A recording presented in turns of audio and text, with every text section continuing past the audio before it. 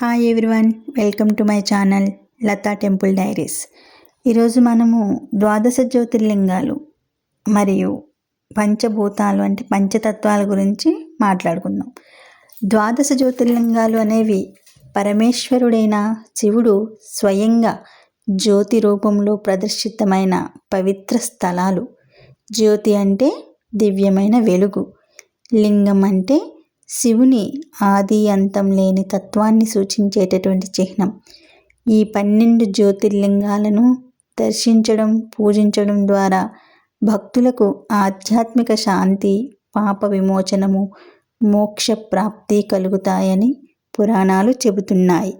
ద్వాదశ అంటే 12. వీటిలో మొదటిది సోమనాథ జ్యోతిర్లింగం. ఇది గుజరాత్లో ఉంది. చంద్రుడి శాప విమోచనం పొందినటువంటి స్థలము, క్షమ, పునర్జన్మలకు సంకేతంగా నిలిచినది. రెండవది మల్లికార్జున జ్యోతిర్లింగం. ఇది ఆంధ్రప్రదేశ్లోని శ్రీశైలంలో ఉంది.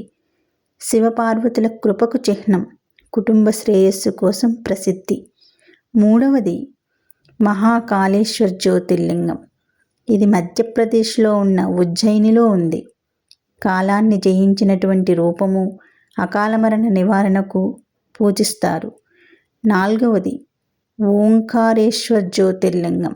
ఇది కూడా మధ్యప్రదేశ్లోనే ఉంది. ఓంకారనాద స్వరూపం ఆధ్యాత్మిక జ్ఞానాన్ని ప్రసాదిస్తుంది. ఐదవది కేదార్నాథ్ జ్యోతిర్లింగం. ఇది ఉత్తరాఖండ్లో ఉంది. ఇది హిమాలయ ప్రాంతంలో ఉంది. కష్టసాధ్యమైనటువంటి యాత్ర, పాప పరిహారానికి ఇది ప్రఖ్యాతి. ఆరవది భీమశంకర్ జ్యోతిర్లింగం. ఇది మహారాష్ట్రలో ఉంది. భీమాసురుడి సంహారం జరిగినటువంటి స్థలం, శక్తి, ధైర్యానికి చిహ్నం.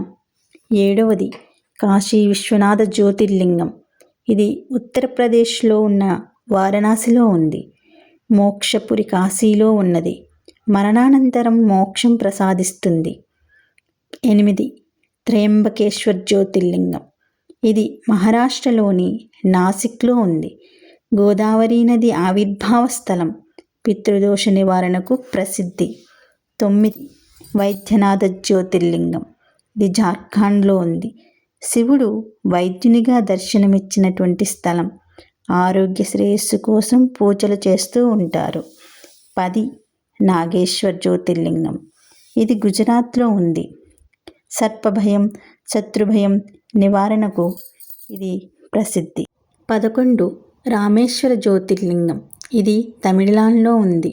రాముడు ప్రతిష్ఠించినటువంటి లింగం. పాప పరిహారానికి ఇది ప్రఖ్యాతి.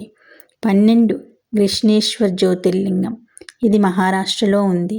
భక్తి, నిష్టకు చిహ్నం. ద్వాదశ జ్యోతిర్లింగాలలో ఇది చివరిది. ద్వాదశ జ్యోతిర్లింగాల యొక్క ఆధ్యాత్మిక ప్రాముఖ్యత గురించి మరింతగా చెప్పుకోవాలంటే ఇది శివుని అనాది అనంత తత్వాన్ని సూచిస్తుంది. జ్యోతిర్లింగ దర్శనం ద్వారా పాపక్షయము, మోక్షప్రాప్తి కలుగుతాయని శివపురాణంలో పేర్కొనబడింది. జీవితంలో దుఃఖాలు, భయాలు తొలగి ఆత్మశాంతి లభిస్తుంది. దేశవ్యాప్తంగా ఉన్న ఈ క్షేత్రాలు భారత ఆధ్యాత్మిక ఐక్యతకు ప్రతీకలు. ఈ జ్యోతిర్లింగ దర్శనం వలన మనకు కలిగే లాభాలను చూసినట్లయితే, 1 పాప విమోచనం. జ్యోతిర్లింగ దర్శనం వల్ల గత జన్మల పాపాలు క్షయమవుతాయని విశ్వాసం. 2 మోక్షప్రాప్తి. శివకృప వల్ల జనన మరణ చక్రం నుండి విముక్తి లభిస్తుందని భావిస్తారు. 3 ఆరోగ్య శ్రేయస్సు. శారీరక మానసిక బంధాలు తొలగి ఆయురారోగ్యాలు కలుగుతాయని నమ్మకం. 4 అకాల మరణ నివారణ. ముఖ్యంగా మహాకాళేశ్వర్ జ్యోతిర్లింగం వంటి క్షేత్రాల్లో పూజలు చేయడం ద్వారా అపమృత్యు దోషాలు తొలగుతాయని విశ్వాసం. 5 కుటుంబ శాంతి, ఐశ్వర్యం. మల్లికార్జున జ్యోతిర్లింగం వంటి క్షేత్ర దర్శనం కుటుంబ ఐక్యత, శ్రేయస్సు ఇస్తుంది. 6 పితృదోష నివారణ. త్రయంబకేశ్వర్ జ్యోతిర్లింగం వద్ద పూజలు పితృశాంతి కోసం ప్రసిద్ధి. 7 ఆత్మశాంతి, ధైర్యం. భక్తిభావంతో యాత్ర చేయడం వల్ల మనసుకు ప్రశాంతత, ధైర్యము కలుగుతుంది. ఇందులో ఆధ్యాత్మిక భావం ఏంటంటే జ్యోతిర్లింగ యాత్ర మనలో భక్తి వినయం పెంపొందిస్తుంది. శివుని అనంతతత్వాన్ని గ్రహించడానికి ఇది ఒక మార్గం. దేశవ్యాప్తంగా ఉన్న ఈ 12 క్షేత్రాలను దర్శించడం వలన ఆధ్యాత్మిక యాత్ర ముగుస్తుంది. ఇంకా పంచభూతాల విషయానికి వచ్చినట్లయితే పంచభూతం అంటే 5 తత్వాలు, పంచతత్వాలు: భూమి, పృథ్వీ, జలం, నీరు, అగ్ని, నిప్పు, వాయు, గాలి, ఆకాశం, ఆకాశతత్వం.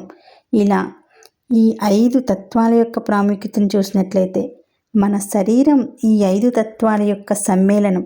యోగా, ఆయుర్వేద శాస్త్రాల్లో ఆరోగ్యానికి ఈ తత్వాల సమతుల్యత ముఖ్యమని చెబుతారు. సర్వే జనా సుఖినో భవంతు. ఓం నమః శివాయ.